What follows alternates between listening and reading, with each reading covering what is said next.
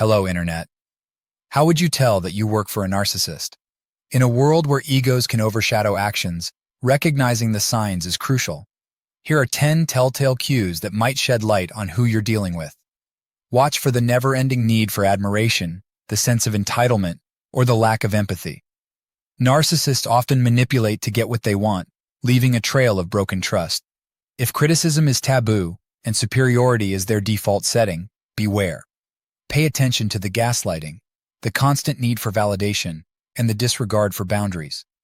Educate yourself on the traits to navigate relationships with clarity and confidence. How does a narcissist present themselves at work? Narcissists often manifest as toxic leaders in the work culture. They exhibit the same characteristics of someone who suffers from narcissistic personality disorder, NPD, with subtle differences. Narcissists as toxic bosses demonstrate specific characteristics intended to make employees miserable. They need everyone to be on edge all the time, uncomfortable in their position, with little job security. Toxic bosses pride themselves on their omnipotence and reign of terror. They're inconsistent, incapable of giving positive reinforcement, and incorrigible. I actually worked for 3 toxic bosses. Narcissistic bosses see their employees as a source of narcissistic supply, or as flying monkeys to do their bidding, or both. Narcissistic behavior on the job can arise at any time, with disturbing consequences. The long-term fallout from a toxic workplace can be substantial. Therefore, you must identify if you are working for a narcissist. My top 10 signs. Your boss is a narcissist. 1. They don't take responsibility for their poor decisions. 2. They avoid conflict at all costs. They love consensus and hate disagreement. 3. They micromanage everyone. 4. They don't communicate well or sometimes even at all. 5. They assume everyone is on call 24/7, no matter their pay or level of responsibility. They have no boundaries, texting, emailing at all hours and days, and upset when there's no response. 6. They do not plan, they just react. 7. They focus on short-term optics without concern for actual solutions or attacking the root cause of the problem. 8. They completely ignore turnovers. 9. They completely ignore turnovers. 10. They show complete disregard and disrespect for others' time. Narcissists don't want to rehash why someone leaves, as it may reflect poorly on them.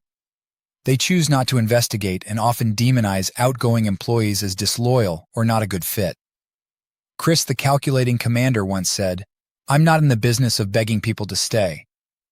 The organization had a turnover rate of almost 25% in 1 year.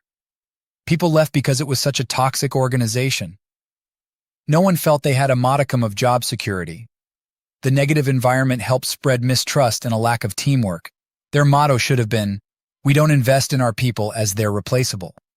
Chris liked pretending he was unaware of such problems. When an employee received an offer from another organization for more money, a better title, a better opportunity, they'd often go to Chris and tell him. They would say they have an opportunity, but they still love it here. If they were offered a raise, often they would stay. Chris was known for simply wishing people well. He never asked anyone to stay. Having a narcissistic boss is not a rite of passage. You did nothing to deserve this abuse. A toxic workplace affects your mental, emotional, and physical health. A narcissistic boss sets you back in your career. If you don't address it, it can bleed into all aspects of your life. It can take years to recover from a toxic work environment. Narcissistic bosses wear down your self-esteem and cause constant stress and anxiety. Narcissistic bosses won't change. They become successful by leaving a trail of burned bridges and scorched earth. It will never change. There's no point in trying to have any kind of constructive intervention with them. Unfortunately, even HR can't really help you. They too report to the toxic boss. You need to learn strategies to cope if you're going to stay. Or polish your resume and start looking for another position elsewhere. Tomorrow, I'll give you my advice if you must stay in the job.